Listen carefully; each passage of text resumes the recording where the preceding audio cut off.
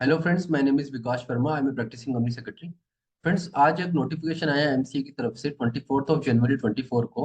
और वो नोटिफिकेशन काफ़ी इंपॉर्टेंट है। उस नोटिफिकेशन में एक फॉर्म के बारे में डिस्कस किया गया है, फॉर्म लीव वन। वो फॉर्म लीव वन क्या है, उसको हम एक नोटिफिकेशन के थ्रू देखते हैं। और सबसे पहले ये समझते हैं कि नोटिफिकेशन जो आया है वो किस कंपनीज के लिए एप्लीकेबल है, किन कंपनीज के लिए नहीं है। तो फ्रेंड्स, उसके लिए सबसे पहले एक नोटिफिकेशन आपके साथ शेयर करता हूँ। वो जो आज नोटिफिकेशन आया है वो आपके साथ अभी स्क्रीन पे शेयर कर रहे हैं। फ्रेंड्स, जो नोटिफिकेशन है वो नोटिफिकेशन का जनरल कंटेंट ये है कि in exercise of the power conferred by the subsection 3 of section 23 of read with section 469 of the companies act, the central government hereby makes the following rules. कुछ rules आए हैं, वो rules आपके साथ discuss करते हैं। These rules may be called the company's listing of equity shares in permissible jurisdictions. Friend friends, यहाँ पे परमिसिबल jurisdiction जो है उसको हम डिटेल में डिस्कशन करेंगे।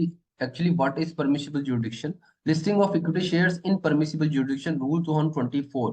They shall come into force on the date of their publication in the official gazette. यहाँ पे कुछ डेफिनेशंस में all are common, but authority को हम डिस्कस करते हैं।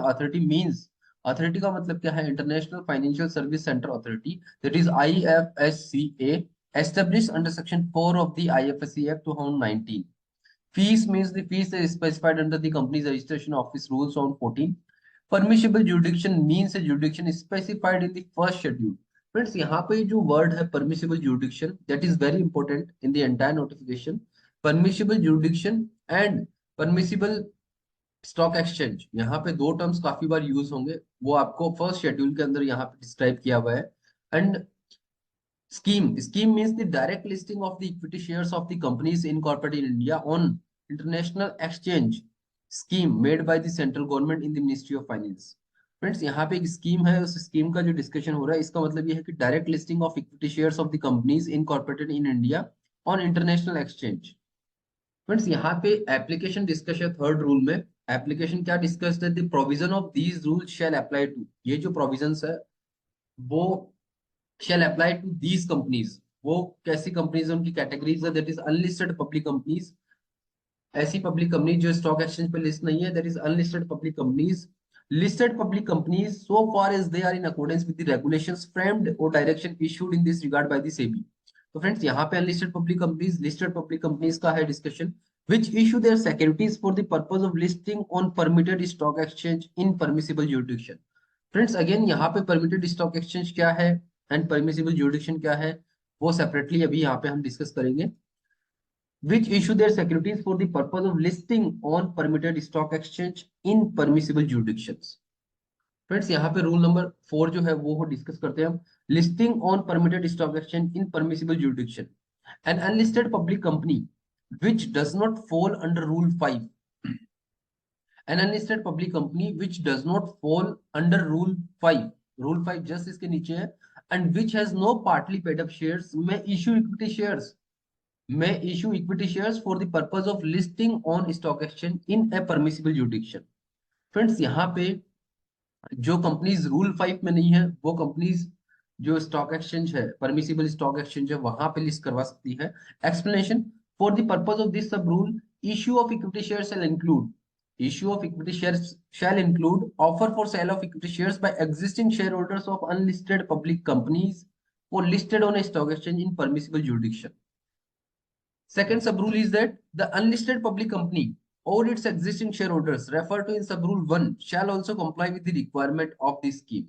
फ्रेंड्स, यहाँ पे जो रेगुलेटर से स्कीम आती है वो स्कीम भी आपको उसके जो प्रोविजंस है वो कंप्लाई विद करने पड़ेंगे, अनलिस्टेड पब्लिक कंपनी और उसके एग्जिस्टिंग शेयर होल्डर्स को भी।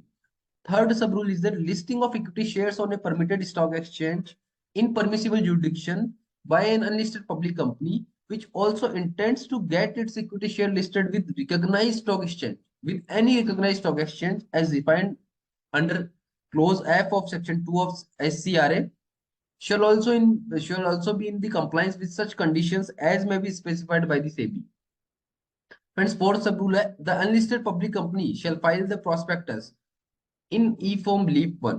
फ्रेंड्स, यहाँ पे लीप वन जो फॉर्म है वो शायद V2 पे अभी रोल आउट होगा।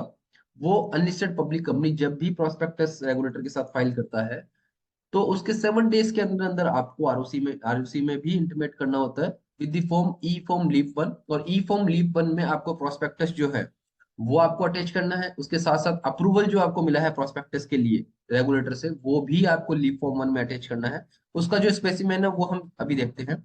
Fourth sub-rule is that the unlisted public company shall file the prospectus in e-form LEAP 1 specified in the second schedule along with the fees within a period of 7 days after the same has been finalized and filed in the permitted exchange. Permitted exchange में file होने के बाद में उसका acknowledgement letter भी आपको leap one में file करना है।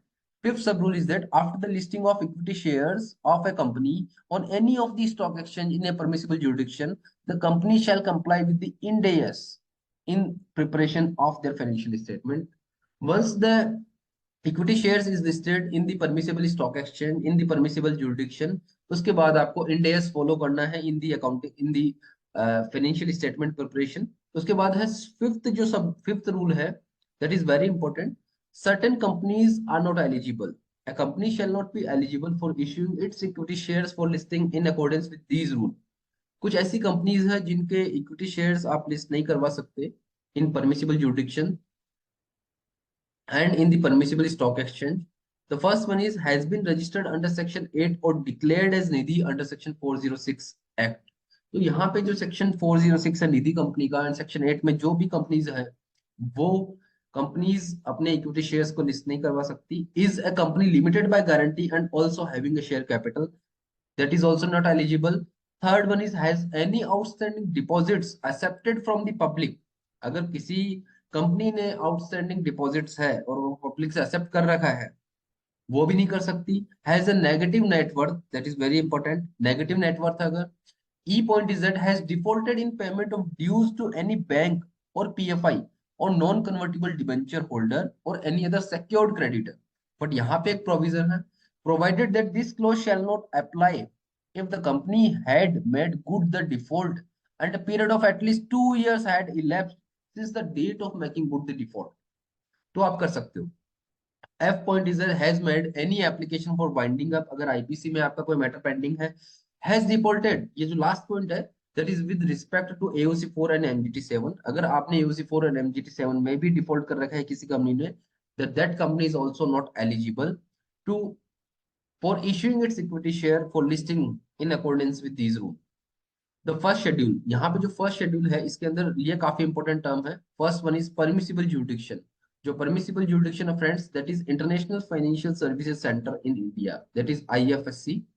आईएफएससी आपको पता है कि गिफ्ट सिटी गांधीनगर गुजरात में है। And the permitted stock exchange is India international exchange, that is in NSE, that is governed by the NSE national stock exchange, that is international exchange. Friends यहाँ पे फर्स्ट शेड्यूल में permissible jurisdiction का भी बताया गया है and first schedule में permitted stock exchange का भी यहाँ पे ऑलरेडी मेंशन्ड है।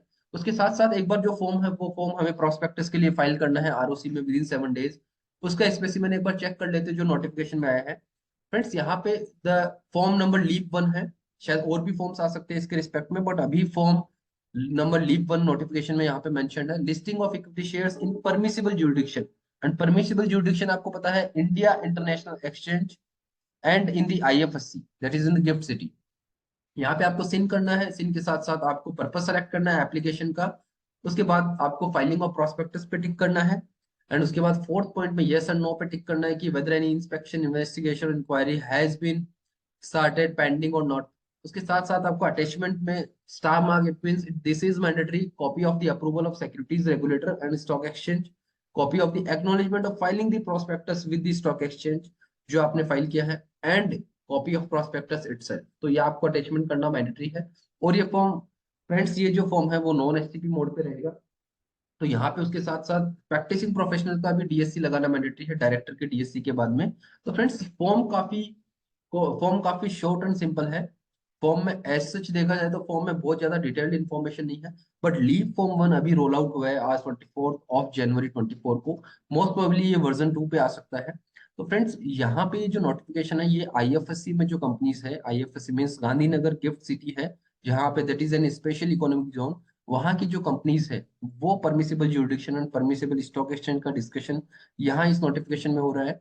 और इस नोटिफिकेशन में इन फ्यूचर में कोई भी अपडेट आता है, कोई भी नए फॉर्म्स का एडेंडम होता है, नया फॉर्म कुछ ऐड होता है, इन रूल्स के अंदर, तो डेफिनेटली हम उसको एक सेपरेट वीडियो के थ्रू आपके साथ एक्सप्लेन करेंगे। तो फ्रेंड्स, इस तरह से V2 एंड V3 के कंटिन्यूअसली जो भी अपडेट्स है, हम इस हमारा जो चैनल है उस चैनल के थ्रू हम वीडियोस रिकॉर्ड कर रहे हैं। अगर आपको लगता है कि हमारा जो चैनल है आप प्रोफेशनल्स के लिए या स्टेक होल्डर्स के लिए बेनिफिशियल है, तो आप हमारा जो चैनल है यूट्यूब पे वो आप सब्सक्राइब भी कर सकते हो।